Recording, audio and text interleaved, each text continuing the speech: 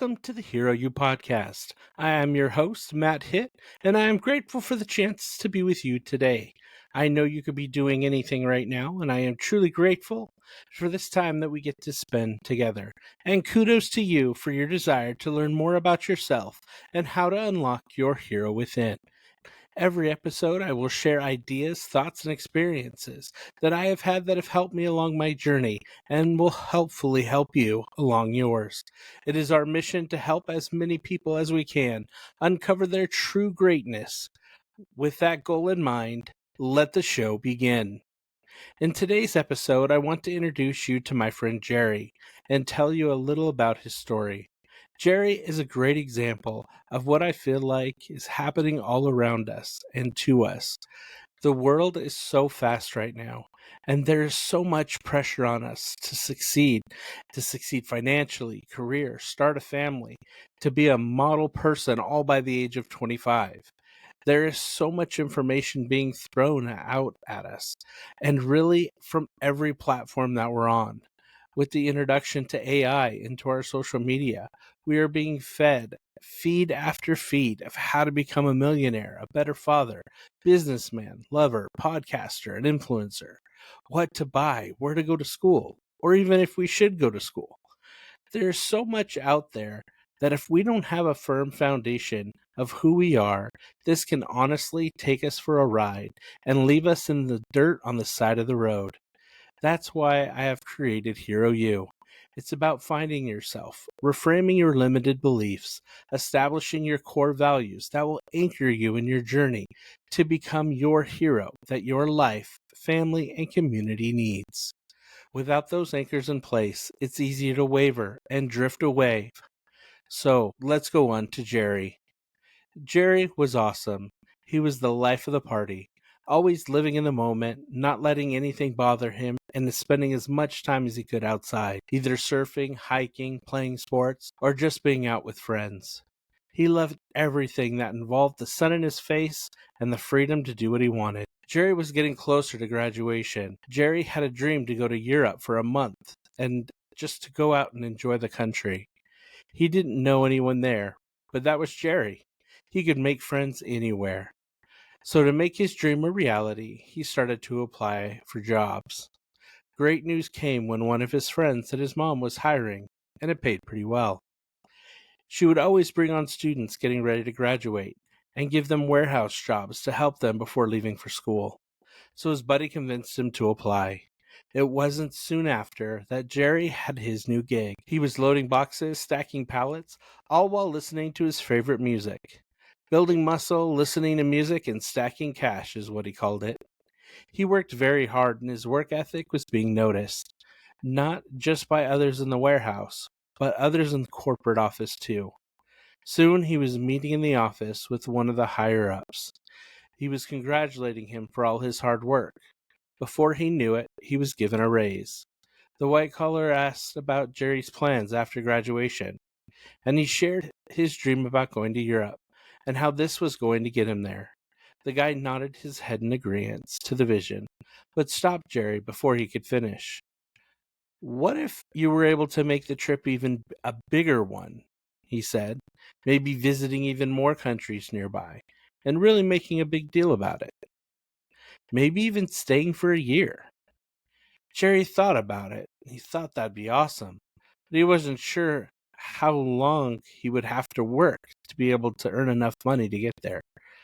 The white collar soon told him about another position, a little further away, but it would be a promotion and better pay. It was about 45 minutes away, and it was all his if he wanted it. Jerry took the night to think about it. He met with his mom and dad, went over the pros and cons, created a list. It didn't take long before the pros list was much heavier than the cons list. About an hour of discussion, he had made up his mind. He put off his trip and he took the job. After about 6 months at his new job, he realized how much he was spending on gas. 45 minutes was taking a toll on his 78 Bronco. So he sold it, used some of the savings to buy a car that had better gas mileage. Truth be told, we never thought we would ever see the day that he'd sell that Bronco, let alone be caught in a commuter car. Fast forward 15 years, and Jerry is still one of the head managers at the company, making over six figures. He is no longer in the warehouse, but in a pretty sizable office. On his desk, he had two pictures, one of his wife and two boys, and the other was a picture of Jerry back when he was in high school, holding the surfboard and leaning up against his Bronco. I asked him why that was the picture that he had on his desk, and he said it was to remind him of what things used to be like, and so he would never forget. His life was great by many standards. He loved his family, but they really never had time to do much. He wanted to make sure his kids took advantage of every minute they had and never rushed into making money. He still wants to go on that trip with his family to Europe, maybe in a few years when he retires. After I left, I thought a lot about that picture of him and his old Bronco. I bet, had he gone to Europe, that would have been the picture on his desk. I realized as Jerry was sharing this story that there's a little Jerry in all of us. Somewhere along the way, we forgot some of the most important things about us. We just went from opportunity to opportunity, like we were catching a wave and forgetting who we are in the process. I later called Jerry and asked him about his pros and cons list he made years earlier and what was on it. He said most of it was how great of an opportunity it was and how good the pay was. All of those things were pros through the world's eyes. Jerry was always a hard worker, and I have no doubt he would have been successful anywhere he went.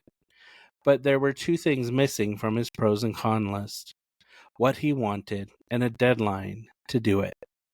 He got swept away in the things the world. He got swept away in the things the world deems as successful. But everything that happened after pulled him further and further from his trip, from his free spirit. He still has his surfboard at his parents' house, but he only goes once a year when he visits, just to show his kids he can still surf. Now, I am by no means saying that Jerry isn't successful, because he is. I am saying that we often create these visions of success that are shaped by society around us, or influenced by others. It's a life that's successful, but not the life we wanted. Today's episode is inspired by a quote from Carl Jung. It says, "The world is going to ask you who you are, and if you don't know the answer, the world will tell you." Let me share some names with you: Drew Carey, Jewel, Hilary Swank, Tyler Perry, all of whom you would consider successful and having made it. Many of them lived out of their cars for periods of time. They drove around to auditions and gigs. Chris Pratt was living in a van in Maui. Steve Harvey was homeless for 6 years before breaking through comedy. All these people you would consider a success, all of which had to fight for their dream every day. Even though at that time it seemed like they were failing, they pushed through, kept hope, and knew what they wanted to do. They knew short-term failures were the price they were willing to pay for a lifelong success. Call it the price of admission for a life they wanted to live. Now, not every dream comes with such a heavy price. Not every dream will be that dramatic. But every dream comes with a price to pay. Every dream requires you to get out of your comfort zone, learn something new, to leverage the gifts and talents that you've been given to create others. We need to believe it, hold on to it, and be willing to find solutions and next steps that fit within our beliefs and value systems. In the movie Up in the Air, George Clooney's character Ryan asks his employee, J.K. Simmons, how much did they pay him to first give up on his dream? To set the scene, J.K. Simmons' character was a chef by trade and wanted to save up some money before going out on his own. So he started a job, and years later he was still there. So I ask you a similar question. How old were you when you gave up on your first dream? Or even put one on hold to save money? Why did you give up on it?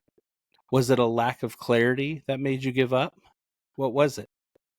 Now, I know there are many out there who are fighting for their dreams, and for that I applaud you. Continue to leave your comfort zone. Get better, find better resources, search for better mentors, and I know you will have a life that you can be proud of, that shows your kids and empowers them to follow their dreams. You get what you want out of this life. You can have your dreams or you can have your excuses. You can't have both. A little while ago, I came across this young man. He was 19 and looking for a job. He wanted to be a mechanical engineer, but now was looking at jobs in finance. I asked him why he wasn't going to school to become one, and he said that that was the dream of an 8-year-old. This young man was 19 and had already given up on his dream. He was following finance because he was following in the footsteps of those that came before him. Something that he knew would get him the validation from loved ones, and he would have a clear path of understanding on how to get there. I told him that sometimes when we are 8, those are the best dreams we ever had. He nodded in agreement, but was unfazed by the comments. I know it's hard to see where no one has gone before, but that's what makes it so inspiring. I can promise you one thing. If you stick to your values and unlock your limited beliefs and keep an open mind, you'll receive what you need in the moment that you need it. Napoleon Hill, when he was finished his manuscripts for the Laws of Success, had no money to publish his work. He knew they would be a huge help, and in his moment of despair was told what he needed to do. He borrowed $50 from a family member, went to Philadelphia, and was led to a man who ended up publishing his manuscripts. I was watching an interview that Brennan Burchard gave with a local preacher, and he mentioned that doubt is found at the doorway to faith. That without the feeling of doubt, there is no exercising of faith. Faith is exercised when you are in doubt and press on. I couldn't agree more. We are told to live by faith, but how many of us push the limits of this existence to become more, to help more, and to push ourselves to the doorway of doubt so we can show our faith? I know we were meant for more. I know we have been given this opportunity, not by chance, but with a purpose. We all have a voice. We all have a light. We need to shine our lights and not cover them under a bushel. That requires no work. That requires no faith. You have been given the tools to do great things. Don't hide them in a toolbox in the garage. Adam fell that men might be, that men might have joy. It doesn't say that Adam fell that men might be, that they might be okay and survive. We're going to come out of this experience anyway. It's up to you to decide if you're going to live like a phoenix. As I finish our second episode of the Hear You podcast, I want to remind you that I know you have challenges. I know you have responsibilities that you feel like can make things impossible to live your dream. I only ask that you don't give up on them. Keep fighting for them. Alex Armozy shared a post the other day that I think really fits, and I want to share it with you. He shared a weekly schedule, and from 9 to 5 was blocked out to work on today's responsibilities, and everything after and before was blocked out to work on tomorrow's dreams. I really like that, and I wanted to make sure that I shared that.